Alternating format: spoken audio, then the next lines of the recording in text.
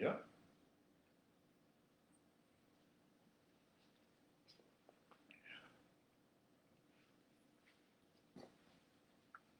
There you are.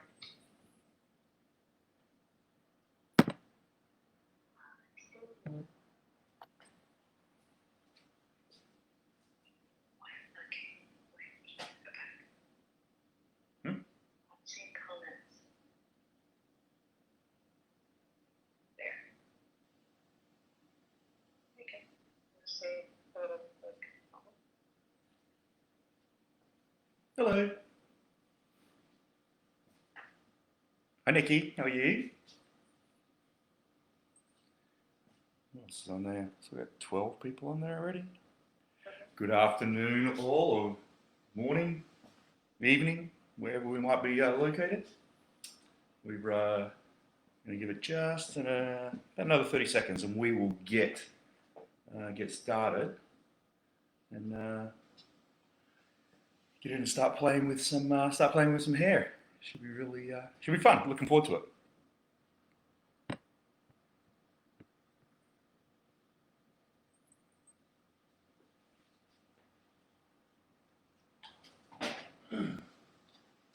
Hope everyone had a great weekend.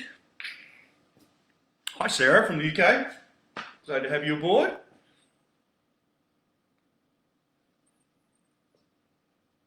Should be Hi Debbie. Okay. All right.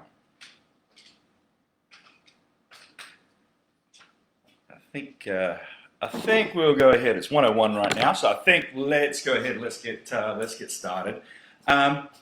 Good afternoon, evening, afternoon, or morning, or however, whatever the time zone is for you at the present time. I'm really cool, really excited that everyone's here, taking the time to spend a little bit of time and just share some information about some long, medium layering techniques and some directional cutting as well. This is something that I've really been playing around with over the past couple of years with. So I'm pretty excited to go ahead and just share some of this information. That way you can use it in your toolbox and be able to just be able to play around with it and practice it and own it and use it on a daily basis. My name is Gareth Palmer. I'm the Senior Creative Design Ambassador for Kuhn Hair Cosmetics North America. And I'm extremely happy to be back at work after we had our, as a few people have called, our COVID vacation. And it's as great as it is to be back. We're still working out some of the challenges as far as working with the new restrictions and all. But it's great to be back. So I'm really excited to be able to be back and being able to take care of my guests, my clients, and just get back to doing something that we all love so very much. So what we're going to get into today is going to be about layering. Going to be about directional cutting. When you start to layer hair, a lot of times the clients are wanting the hair to do something specific. They'll come in, they'll show you a picture, and you're like, okay, yeah, sure, we can do this. And most of the time, we start to rely on our blow dryer, our products, to go ahead and try and get that shape or get that hair to move in a different direction. So what I thought would be a cool topic for one of our lives would be to talk about directional cutting and just being super aware of what we're asking the hair to do, because we're asking the hair to do something. It's not just going to happen by itself. So sometimes we need to give the hair a little bit of a nudge in the right direction. Something that's just going to be, we talk about style support.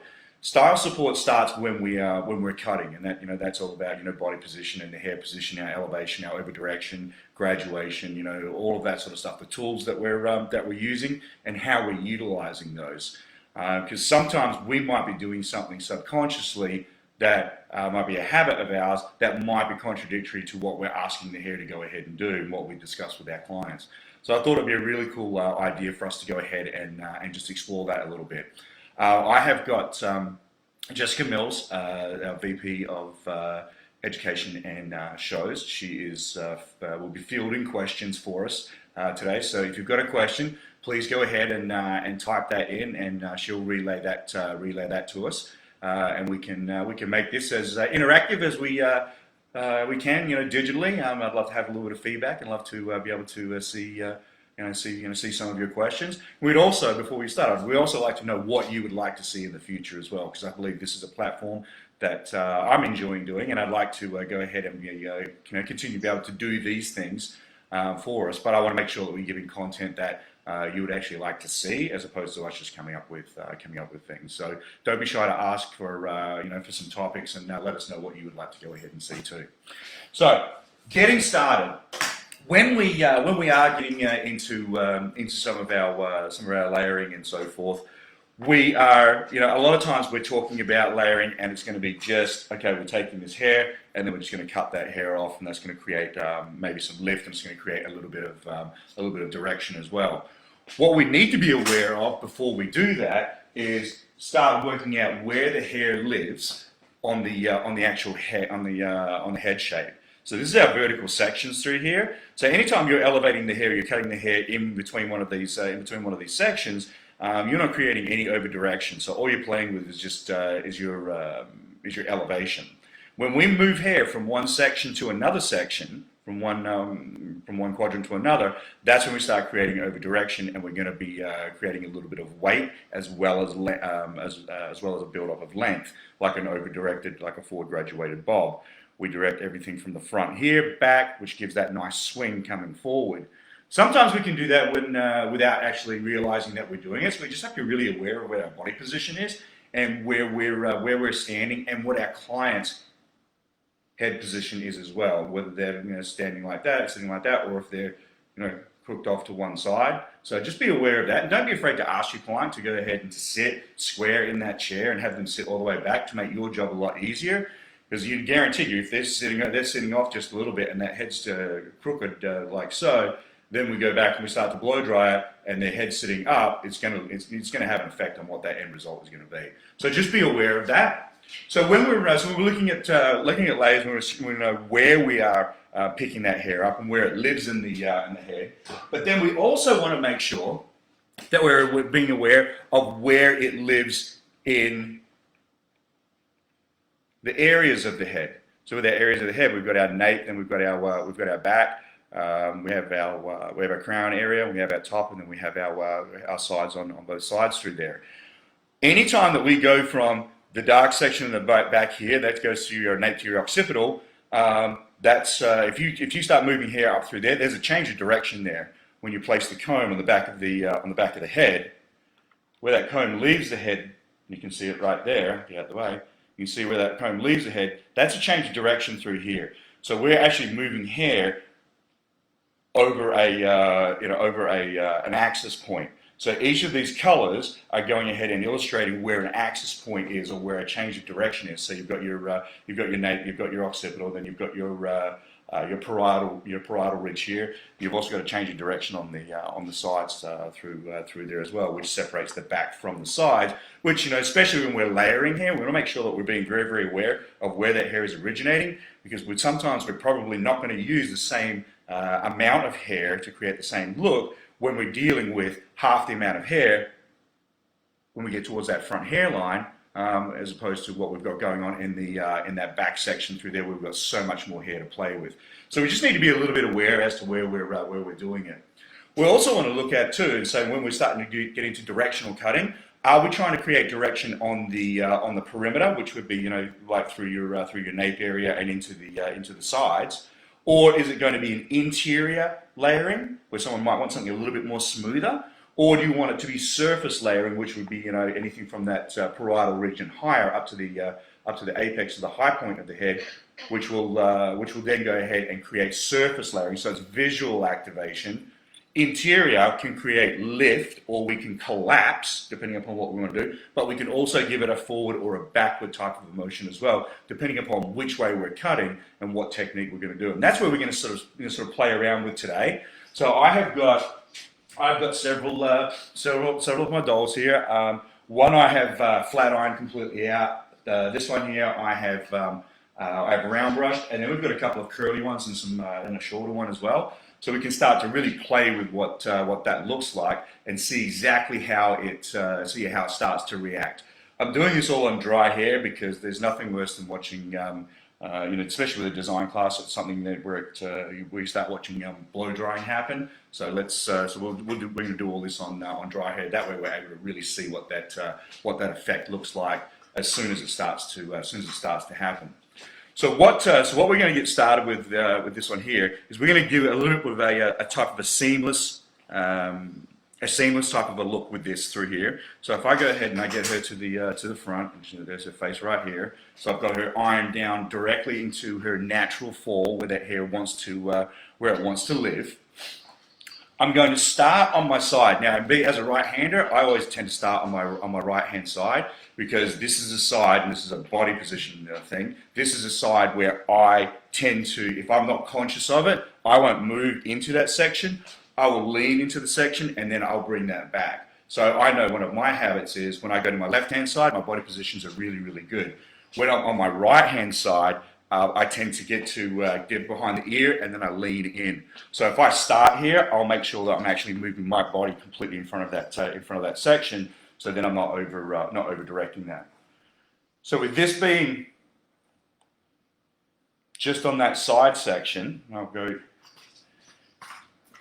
so you can see that section right over the top of the ear and right to where that change of direction is. What I'm going to do, because I want to make sure that I'm maintaining as much of my perimeter as I possibly can, I'm going to come back and stand behind that, and then I'm going to begin elevating that hair out. Now, as I begin to elevate that hair out, what you're going to find is I can then pull the hair out from the bottom, from below the parietal ridge. So now I've maintained my perimeter into the bottom through here, and now I can start to play in this top section. Now, if I'd like to have it where it's absolutely just sitting completely smooth and straight down, deep point cutting is a great technique for us to go ahead and to get into it. On a couple of other classes, you've seen where I've done some sawtooth cutting. When we start to do our deep point cutting through here, on dry hair, you get so much more control. So what we're going to do is we're going to enter the hair at just off 90 degrees, just off vertical, and we're going to drop that hair down. Now what that hair is going to do at this point here, it's going to free itself up so it can start to lift up just a little bit. But what we can also do is we can comb that down so it gives you a glass, super smooth finish to it, right? Now that, depending upon how they're going to blow dry that out, if she'd like to go ahead and put a little bit of curl into that or a bit of motion to it, it's going to give just a very soft type of a result. So if I do that all the way towards the front, drop my perimeter out once again. So now once again I'm playing above that parietal ridge, and I remove that hair, comb that back down again. What you can start to see is a slight bend in my silhouette as well. I'm going to move to my front section where the fringe is. This point here, I'm going to elevate that hair once again and begin to cut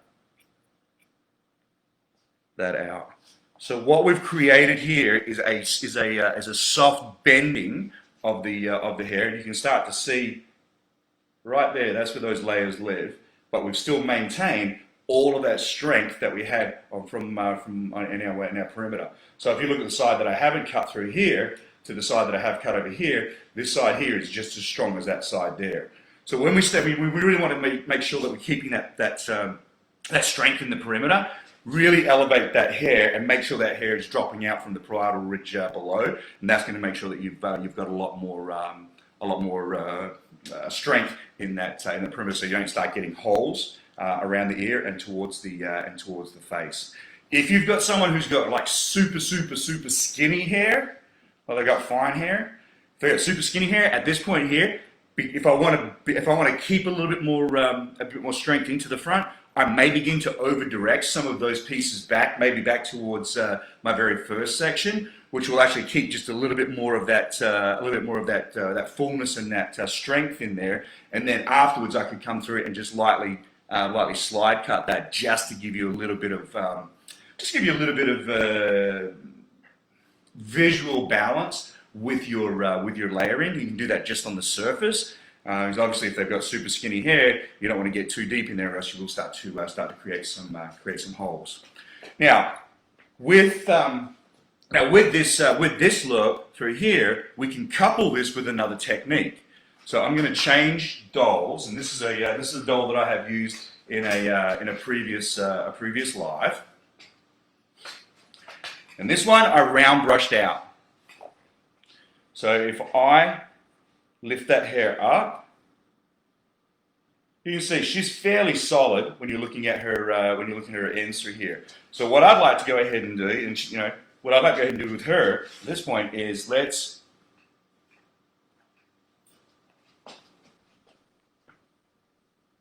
drop that baseline out. Okay, so we've maintained our perimeter once again. Now, if she doesn't want to have that too shattered out through here, but she's looking for a little bit more lift, at this point here, we're going to start playing on the interior or the underside to create lift and to give you a bit of volume that's going to start popping out off the top of the head. So at this point here, what we're going to do is we're going to lift this hair up, and you're going to be at 45 degrees. Once you're at your 45, opening your shear, and I'm going to do it this way here so you can see. Opening your shear, and then very, very lightly you're going to start to chatter that hair out. Now you're not cutting all the way through it, okay? So the next section, so that was one view of it. I'll give you a side view of it here, and this will pretty much show you and tell you how deep I'm getting into the hair. Okay, dropping this out. I'm at my 45. And we begin to start to just lightly chatter out. And you can see I'm about halfway through that, and then I stop. Because what I don't want to do is I don't want to get, and you can see how that just plumped up just by doing a little bit more of that, that technique through here. It started to free this up too much here. Maybe just started to free that up, so it's starting to dance just a little bit more and give it a little bit more, movement and motion to it. Now, if you shoot all the way through it, you're going to get these top layers really, really short. So what we've actually created is shorter pieces sitting underneath, which are going to prop up underneath through here, and it's going to sit over the top. Your guest can still keep a nice, smooth, glass-like type of a finish. So then you start to build that from that interior to create a little bit of lift here, and then you can create maybe if you want to create a little bit more width in through the sides here, this can go ahead and help you with that as well. Definitely doing this when you're dry, you're going to remove less hair, and you're going to see an immediate effect of what the technique is going to go ahead and do for you. If you do it when it is wet, because the hair tends to be it ribbons together more. It does, and it might be just exactly the same amount of motion with your with your thumb, but you may start cutting out too much hair and might get a little bit too aggressive. So this would be something I do when I'm detailing out my haircuts. So you can see, I said that I wanted to do this when it was dry because you can see it immediately. Well, just with those two sections, you can see how that has created a little bit of that lift through there. So this style, you can see she's pushing forward towards her face. And she wants that. So now I've freed her up with her, to create a little bit of lift, a little bit of volume through there. Let's go ahead and let's give that top section a bit of a forward flick. So we can really get that hair working with the product and with the brush to really give that look that they're wanting to have. Now you can do this I've got a couple of different ways that you can go ahead and do this. Once I've created that lift in through there, I'm going to comb that hair back down so it's sitting where the blow dry wants to be. I'm going to stand behind my guest, and I'm going to move her just on the diagonal here, and right at the parietal. So remember, all of this happened here. What we're going to do now is we're going to start to give a little bit of motion to the ends, so the mid-lengths to the ends. So what we're going to do now is we're going to pick up a little bit of that hair. It's all surface. And once I get about halfway down the cold shaft, down the hair, I'm then going to start moving forward and begin to just lightly chatter. And you can see we didn't take tons and tons of hair out, but what we're doing is we're going to start to push that hair to go forward. So as the hair underneath here, we push that to create lift. What we're doing now with those ends, so you get lift, and I'll give a forward flick going this way too. So we're going to do that. You can see how that's just starting to push forward through there. So let's go ahead and let's do just a little bit more, so you can really see that. And you can see how the shear is traveling forward. What that's doing is it's creating short to long to help with that flick. Now when we go ahead and pick that up, see how that hair, A, wants to sit up and B, wants to settle forward. So what this is doing through here is giving you some visual texture, but it's giving direction as to how they're going to go ahead and blow dry that hair. On the bottom through here, where we haven't addressed that at all yet through this bottom section. If you want to give it a little bit of push just to make that match, just very, very lightly create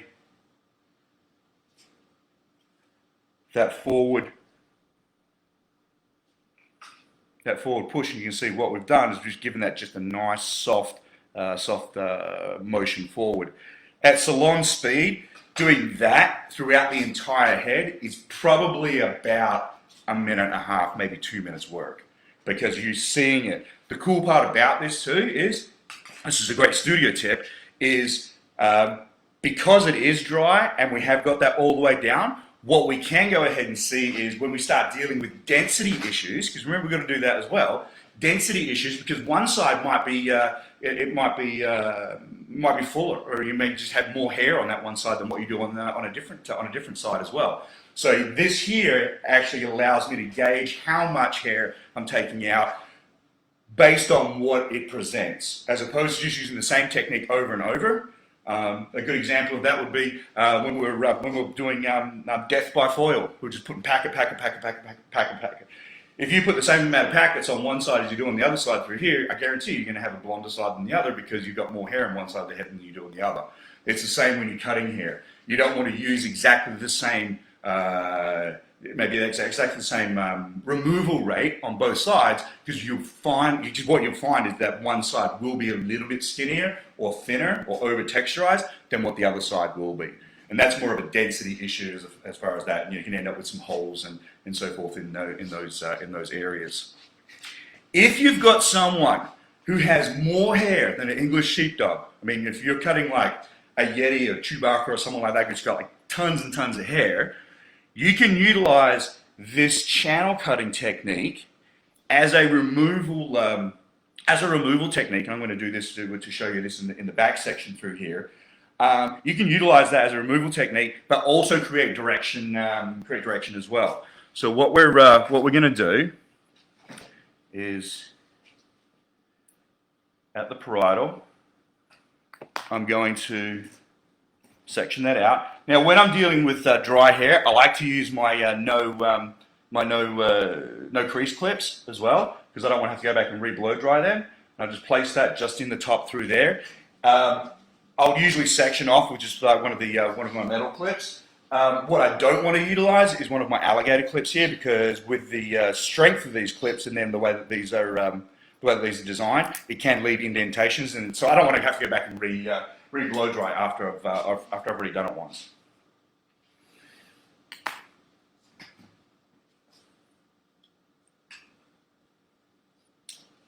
Quiet group. Yeah, it was quiet today. Yeah, absolutely. Okay. We talk about setting up your process and setting up the hair with foundational products. I used some I started with two-phase spray, root volumizer, and some straight cream. My cutting lotion, my dry cutting lotion, is going to be 9 times out of 10 is going to be my Brilliant Gloss spray. I'm going to utilize that. It's going to help give a little bit of slip into the hair, so it's not going to grab and be uncomfortable for our guests. But it's also not going to, you can use this pretty liberally, and it doesn't it doesn't get greasy or get too heavy or start to look like the hair is dirty. So it's a great product to be able to go ahead and to utilize doing that there. Okay, starting at the back, right at the parietal ridge here, I'm going to work my way down as opposed to working my way up. I'm going to start in the back, come down, and then just start to move forward. So you can see just with that one cut, you start to get a little bit of that forward push right there. Don't get too aggressive with this because you don't want to create holes, okay? So once I started here and I cut from there to there, I'm then going to start where I stopped, start up a little bit higher, start up high again, and then just start to move my way across. So I've got 1 and 2. At that point, I'm like, all right, you know what? I'm good with that. I'm okay. Because what we're going to do now is I'm going to pick up a section, and that section in its depth is about 1.5 inches to 2 inches. I'm going to clip that away, and now we're down into that perimeter. So what we've done is we're building from the top down. That way you don't get too aggressive in the bottom there. Open it up and then create holes, and I can actually see exactly what it needs. So maybe I don't need to do too much down here because there's not that much hair. Maybe she's a little bit more, maybe she's got way more density up here than down here. Now, of course, you get some people who've got a lot of density down here as well. But at least here, I've got the option as to where I want to remove that hair. What I want to be careful of is that when I'm moving in this direction, I'm cutting down, down, down, that I'm not crossing over into the side here, because there's that difference in the amount of hair that we're dealing with. So you just have to be aware of where those changes of directions are. Now, if you've got someone, I'll just get this side done, and then we'll move into that. Very, very lightly. The greater the distance you travel across the back of the head here, the more hair you're going to remove. It's also going to give you a bigger push. So if you use, here it was, my angle was steeper. When I was on the top here, my angle was a little bit broader. So I actually removed a little bit more through there. So I'm not using, although the technique's the same, I'm utilizing it just a little bit different because I don't want to create holes in that back section. So what that's going to do, that's going to give that just a little bit of that push. Now, if you don't have someone who's got tons and tons of hair, but you do like that technique and you'd like to utilize it, what you can go back and do is use your Texturizing shears. Okay. Now, with your Texturizing shears, I'm going to do this on the opposite side. With your Texturizing shears, if you've got shears that have got a solid cutting blade on the bottom on one side, and then you've got teeth on the opposite side, you want to make sure that your teeth are facing down. Now, the reason being is these will cut with a bias. So when we're cutting with a bias, that means you're going to tell the hair which way you want to go. Now, these ones, I'll tell on myself on this one here. These ones, they did have a tang on the end there, but I took it off. It's not one of the ones you can unscrew. Reason being is because with that tang there, I always wanted to pick it up, and my teeth were always facing up, which then would create an upward flick. I didn't want to do that, so this just made it a little bit easier. So it does cut with a bias. Did we just lose the video? No? Yeah. Okay. I think so. You had a little interruption earlier. You have someone that says, I want to be Lydia, help me. Want to be whom? Lydia? L-I-D-E-R? Lydia. Did you say something about? Can we, whomever that was, could you go ahead and explain that a little bit more? Because I'd love to be able to do that. All right. So you can still see me, yeah? Okay, because I can't see myself at this point here. It's down. So, but what I'm going to do is I'm going to use my Texturizing shears here, okay? And we're going to use them in exactly the same way that we did just with my straight shears. There, and just start to move across.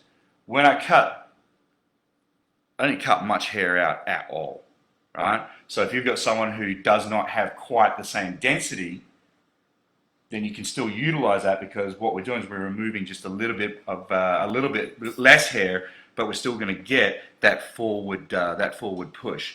When you do this technique with your straight shears, it can be really, really aggressive if it gets away from us. So we just got to be really, really careful as far as that technique goes. When on the top section through the back here, we want to go ahead and match that in a little bit, but maybe we don't want to do that slide cutting through there. So what we can do is I'm going to work off of center back.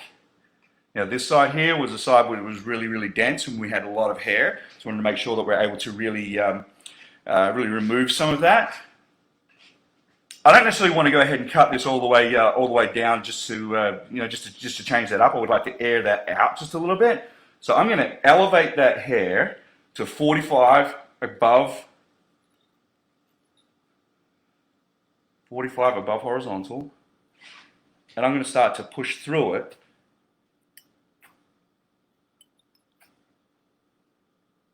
And what that's going to do, that's going to allow that hair to start to push off to the side as well. The higher you elevate this technique, the softer it's going to look. So then it becomes a very soft type of a finish to it. The lower the elevation, like if I kept this elevation right here at 90,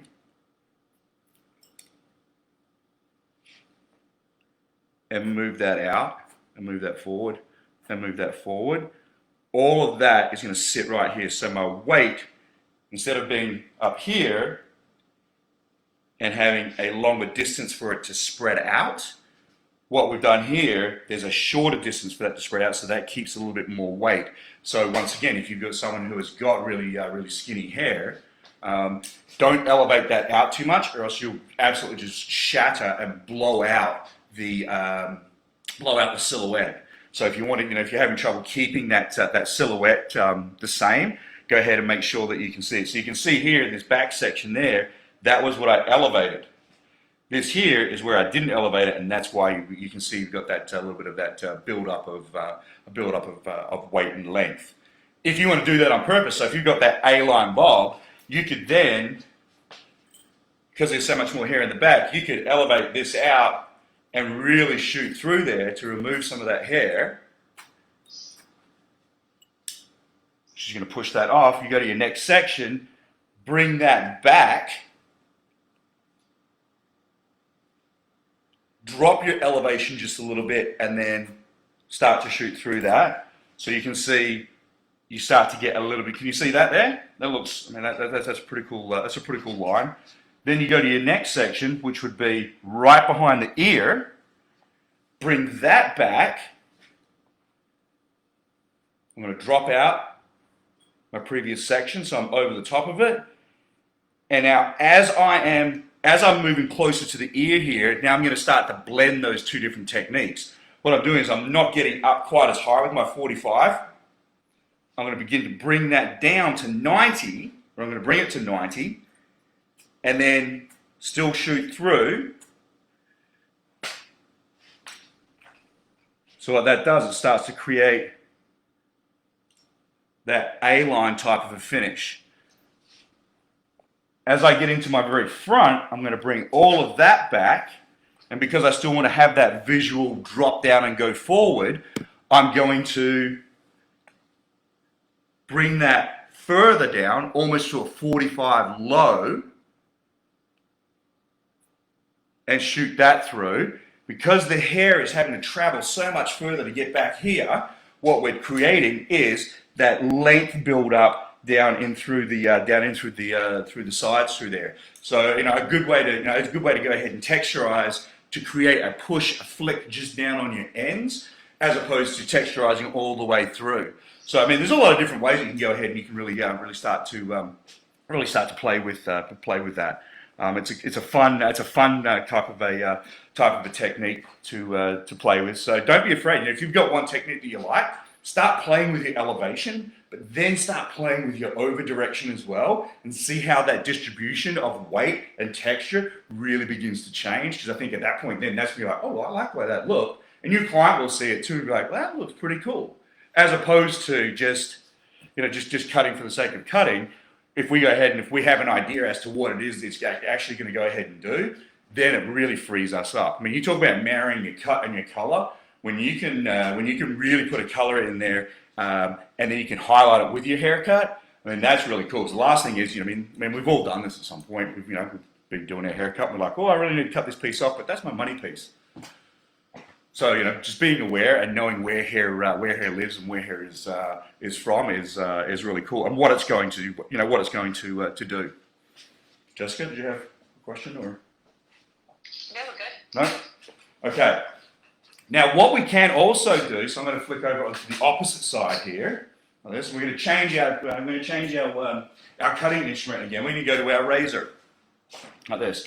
Now you can do. I did this at a previous live. You can bounce this razor. Once again, I'm at the parietal and higher when I'm addressing the front, and you just start to bounce this. Didn't take tons of hair out, and it's a motion. So we're not lumberjacks. We're not like just cutting hair off, right? What we want to do is we want to make sure that the razor is super, super light in your hand, and you literally just circle. You bounce.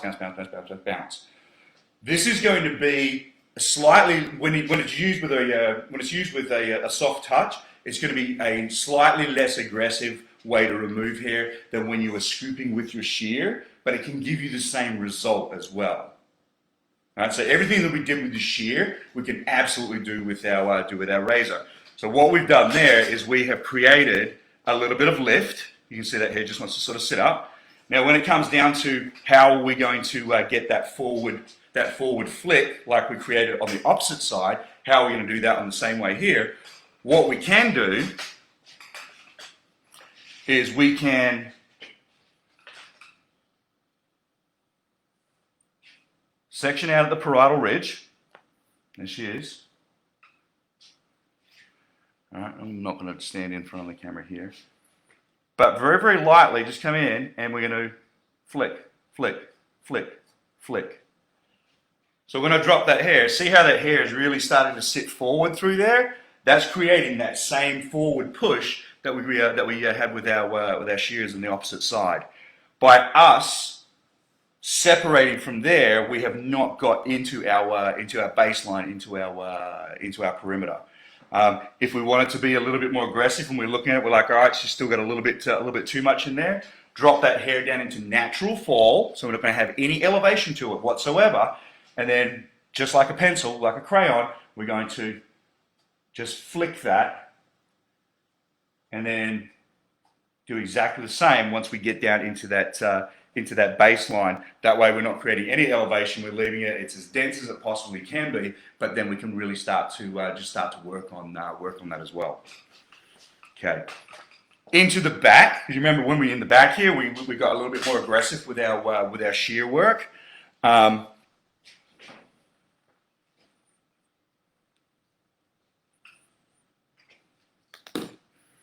Get this hair up.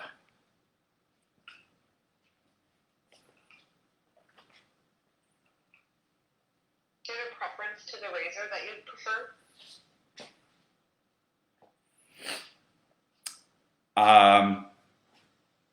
A sharp one.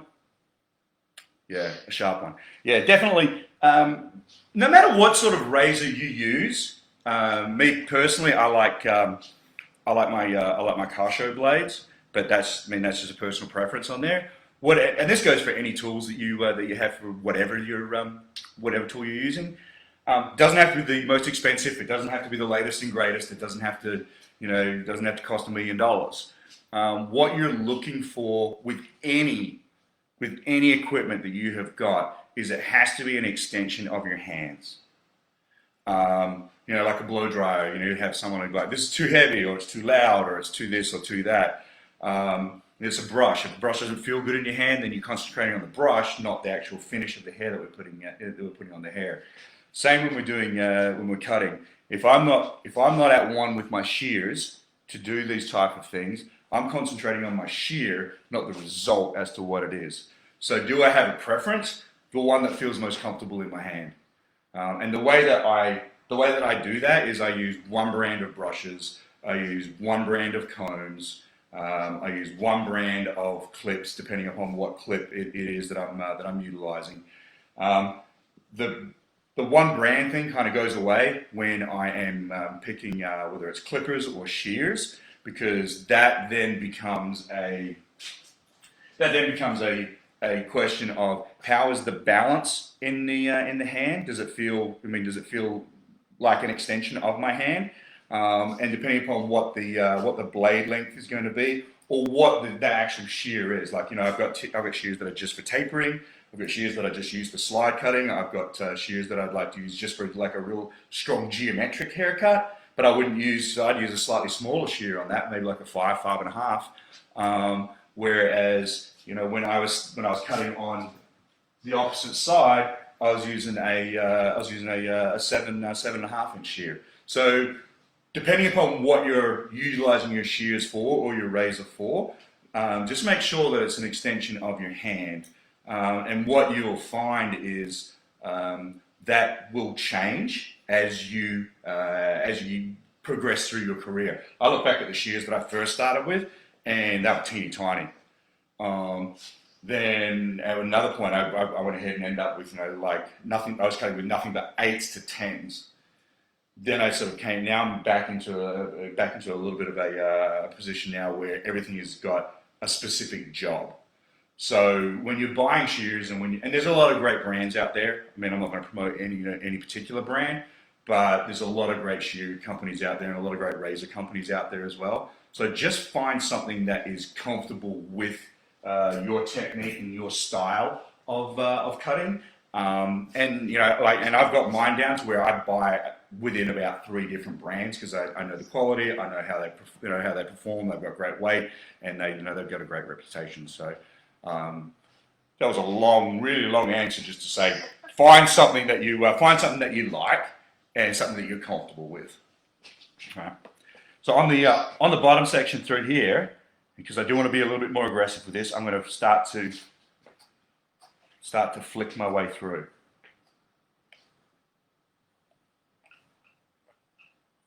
Now, if I really want to give this a little bit more of a push, I can move that hair with my comb, and what that'll do, that'll really start to create, I don't know if you can see that there, but it really creates that soft push through the sides here. I would not utilize this technique that aggressively down on the bottom through here, because I don't want to give up my density and my shape around the face there as well. Utilizing your razor, like you notice she's got she's got a wicked strong fringe area through here. Now, if we wanted to break that up a little bit, we still wanted to keep that look. Like, say we wanted to go ahead and have it to where it sort of opened her face up a little bit and gave her a little bit of a curtain fringe type of a look. What we can do is very, very lightly, and you see what I'm doing is I'm combing the hair down, and then I'm elevating it slightly. And very lightly, I'm just going to push off to the side. Push off to the side. And what you'll start to see is it will start to channel that out. You see how that hair has just started to push towards that outside corner? Go to the opposite side. Pick that up. And move that out as well. So what this can do is it can produce a little bit more lift. You can see that lift in that front section. If we go to a profile, see how that absolutely just bevels that all the way out, gives it like untold amount of lift, but we haven't compromised anything up the top through here to where she should have really short pieces where they start to fire through. So this gives her the opportunity and the ability to either A, wear them completely straight down and smooth, because if we go ahead and if we comb that out, you can see that she's still got that good density and she's still got a good shape in there, Or we could go ahead, we could start to lift it up a little bit and start to create a little bit of lift, a little bit of volume, and a little bit of interest in there. Now, if we wanted to give that just a little bit more to really air that out a bit more, what I would do would be comb that down into your natural fold, and then at the top portion of your triangle, there's a fringe that was cut from a triangle section. So you can see I've still got all that strength in her fringe there. And what I'm going to do is I'm going to move just to the side here.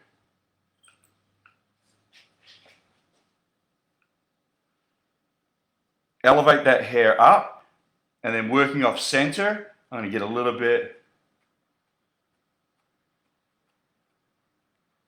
more aggressive with that. And you should be able to see just little bits of hair falling down. As I drop that in, you can see that has really beveled off that front section. So if I lift that, she's going to get a lot more lift into the front to get that if she's looking for that.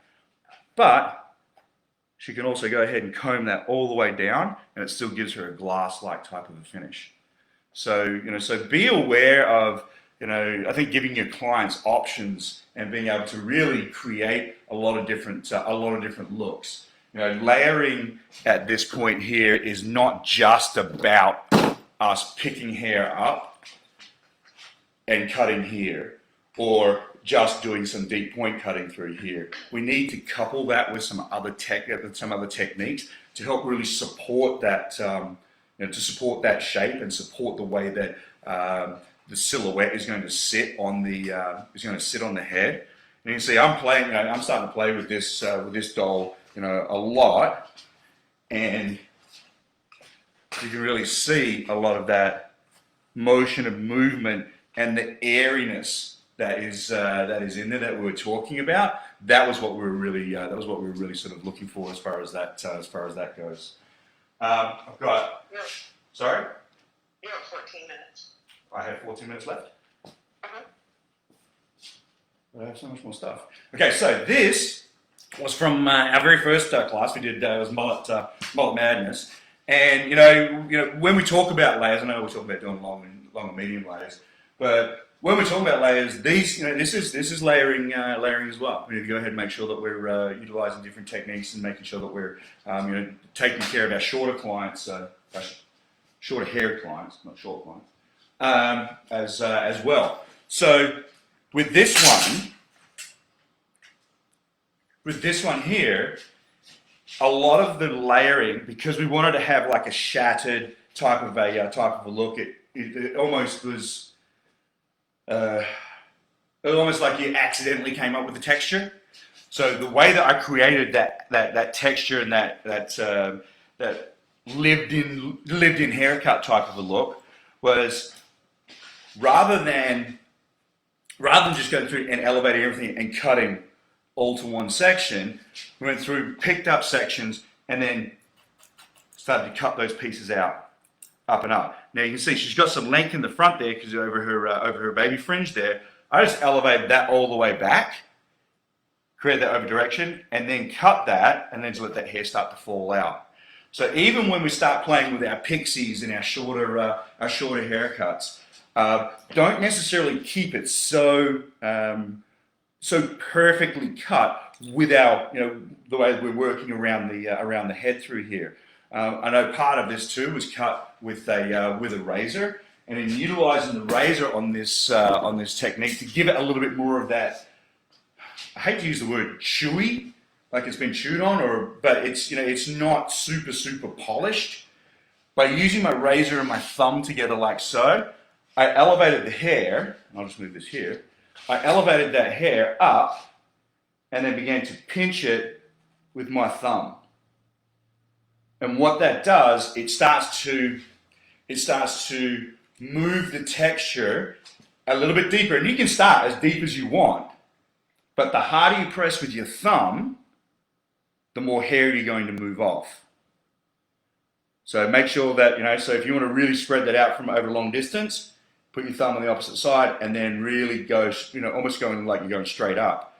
If you want to get really super aggressive and get this on the really low down there, go ahead and get it come back closer to 90 horizontal here, and that'll remove a whole bunch of that hair out through there. But what you're doing is, and this helps give it a little bit of that Messier type of a look. The hair has got texture from the interior all the way to the exterior, to the ends.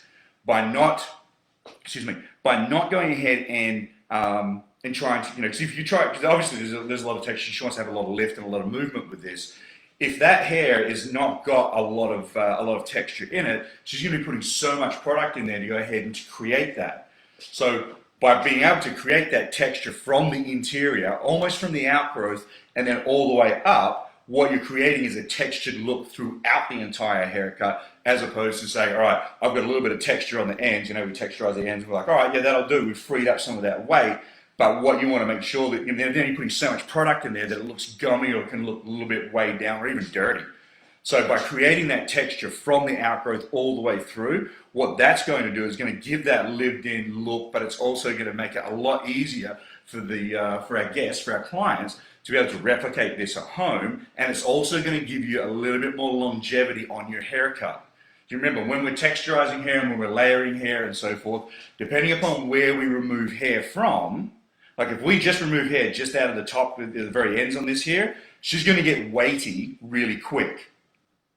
So by us putting texture from the outgrowth all the way through to the very ends, it's going to help two ways. First way is it's going to give a lot more visual texture, so it's going to look a lot messier, and she's not going to have to work as hard to get that lived-in look. The second one is it's going to give her longevity on her haircut. So you think if you just texturize just those ends to get that lived-in type of a look, there's all that smooth hair on that from the mid shaft all the way down to the outgrowth. When that gets a little bit longer, that's going to translate into weight as well. So you're going to have to use a lot more product, and she's probably going to experience a little bit of frustration with it because it's not going to be quite as textured as what she was looking for. I struggled with this for a long time in my career because I was scared to, I'll admit it, I was scared to cut too deeply into the hair. Or I would just go ahead and do it, and I'd be like, man, I really need that hair back. Knowing what your tools are capable of, so knowing what your end result is going to be and how you're going to get there is absolutely huge. So when I'm doing a haircut like this on one of my clients, and I know exactly what the technique that I'm using is, I know exactly the products that I'm going to be recommending for her to go home, so she's able to recreate the haircut that she picked out that she wanted when she came in.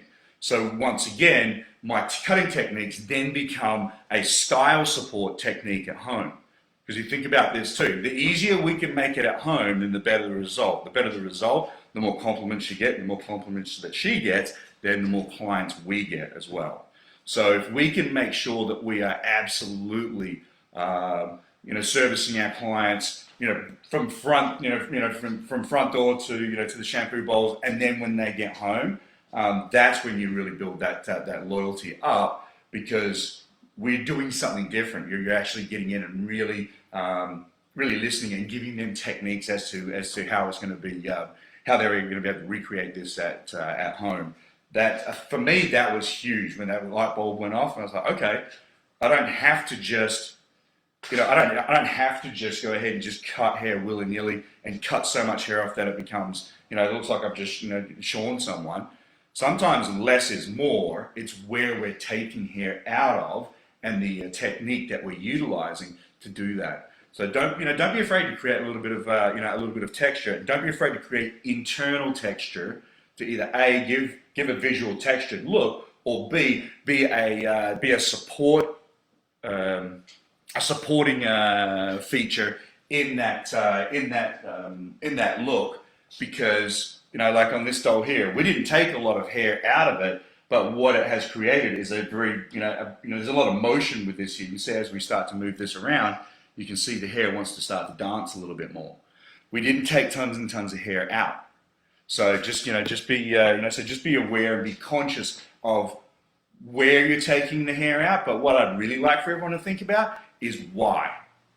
We all know what we're doing, and we all know how we're doing it, but why are we doing it? And sometimes less is more. It'll have a bigger impact on there. And that's why I like to do this stuff when these techniques when it is dry, because I can see an immediate response in the hair, and being able to see that I don't overcut the hair. And I think that's sometimes where we might run into issues is, you know, when I'm if I'm doing this in the salon, I'm going to create my silhouette. I'll put my layers or, you know, and so forth in, and then I stop and blow dry. And she'll be like, wow, that's, you know, that looks, it's a nice look, but it's, you know, I know it's heavy. By doing this stuff, these techniques, when it's dry, then I can see exactly how much I need to take out, and I can see the hair start to come to life. When that hair comes to life, then you're like, okay, cool, I can stop now because it's visually pleasing to you. Or you can say, hey, put your hands in here and have a feel and tell me what you think. Because we can always take more hair out. It's trouble going ahead and trying to put that hair back on again. So, you know, so don't be shy about that. But you can see, I'm just sort of holding the doll here. You can really see that she's got a lot of motion and a lot of movement to her, and we didn't do a whole bunch to it. You know, we did some techniques which might set us apart from our peers and from other people in the salon. And these are, I mean, they're tried and tested. I utilize these techniques every day in the salon. And what I found is I'm cutting with purpose, and I don't start to get lost in my haircuts. I don't overcut hair anymore, and I think that's really cool. What you also find is when you start to cut and finish out dry like this, that your clients will come back and they'll tell you that their blow drying experiences at home have become so much easier because the hair almost wants to jump onto the brush and wants to go in that direction because we have told that hair which way we want it to go. So, you know, so don't be shy to sort of get in and play with some of these techniques. And like I said, you know, by putting my shape in first and then blow drying it, I'm not doing 2 full haircuts because I'm only going to get paid for 1. I find that texturizing for me allows me to go ahead and to, especially when it's dry, allows me to have a lot more control, and there's less hair on the ground. So think about it. If you've got one of them clients who's got like wicked hair annoyer, that's a condition, right? You ones that sort of don't cut too much hair off. If they see how little hair is coming out, but they can really see how that hair is starting to react, they can see the cause and effect as well, and they get on board with it as well. So don't be shy about getting on board, jumping on with some dry cutting and really getting that directional cutting. Start really playing with that, because I guarantee you will notice a massive difference in the end result with your finishes and your haircuts, and they'll grow legs. They'll last just a little bit longer, and you won't have. We won't have people coming and saying it gets flat quick or something along those lines, because we're able to go ahead and really take care of that. So I have a question for you when you're ready. Yes, ma'am. Question. Okay, it says, hello, Gareth. You're doing a wonderful job. My question is, thank you. When you've got 45 minutes to create this look, will that be possible? Absolutely. Question was, would you have, if you got 45 minutes, and thank you for the question, would you be able to create this look in 45 minutes? I book on the 45, and what I've found when I utilize our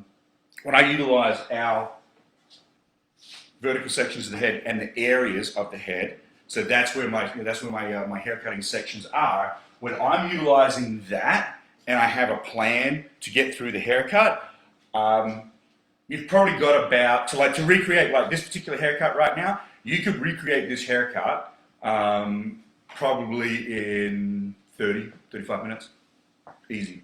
Because once you put your baseline in, so I'll walk you through it. You go through, you establish that length, and she goes, "Yeah, I love that." And I'm like, "Yeah, me too." Right? Then we come back and we start playing with a fringe. She's like, "Cool."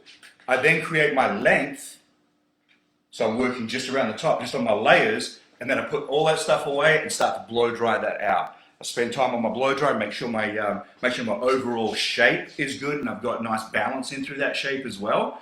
That's when afterwards I then and literally when I'm putting this shape in, we're talking 5 minutes, maybe 6 minutes of cutting tops. Then I can spend 15 minutes, 20 minutes blow drying it out, getting a nice polish on the hair, and really, really telling her about the way to blow dry her hair. Once you've got that nice finish in there, so I've got what, 7 minutes of shampoo bowl, I've got 10 minutes cutting hair, another 20 minutes, so I'm at what, 35 minutes thereabouts. I can then take the rest of that time to really finish out and detail this out. So yeah, is this an achievable look in 45 minutes? Without a doubt. You may even have time to grab a bite of a sandwich. No guarantees though, right? But yeah, that was absolutely. I mean, one thing, and like I said, thank you for that question. One thing that I would like to go ahead and sort of stress is that when you come and experience CUNE education, whether you come to the academy, and we love when we open up again, we'd love to see everyone at the academy, or whether we're at a show or we're visiting your salon. We strive to make sure that everything that we're doing is salonable. It has got it's got value, because it's all well and good to be able to go ahead and say, hey, check this out, and watch hair just fly to the ground, but there has to be some takeaway from it. What's the value? How do I implement this into my daily work life? For me personally, when I like to design programs like today, this is all stuff that I do in the salon. This is not show hair. This is actual working hair. And I know that sounds weird to say show hair, working hair, but sometimes they are different things. I mean, how many times have you been to a show where you've said, I will never, ever, ever use that? My goal and our goal at the CUNE Education department with our team is to make sure that you walk away saying, you know what, that was a great takeaway and that was a lot of value to that. And that's why we like to ask, what would you like to see in these Facebook Lives? Because it's not about us just going ahead and standing here and doing what we want. You have to have a takeaway from it. So if you don't get that takeaway, then you got to let us know so we can go ahead and address that. We want to make sure that you do have a lot of that value, and it has to be something that you can go ahead and use. And I believe that we do. We deliver that at CUNE, because we want to make sure that you're able to do this in a salon, and you're able to really just sort of transfer that over. You might need some practice. Sure, everyone needs a little practice if it's new, or it might be something that you might have forgotten and we've just reminded you about. So it might be new information, it could be new old information, or it could just be information. It's up to you, whatever you want to go ahead and do with that. We just want to make sure that that there is value to it, and that you're able to go ahead and utilize it. In a lot of my classes, if I see someone have a light bulb moment, goes off, and you're like, bing. I'm like, you know what? Whatever just went off in your head, are you thinking of someone? And they're like, yeah, I am.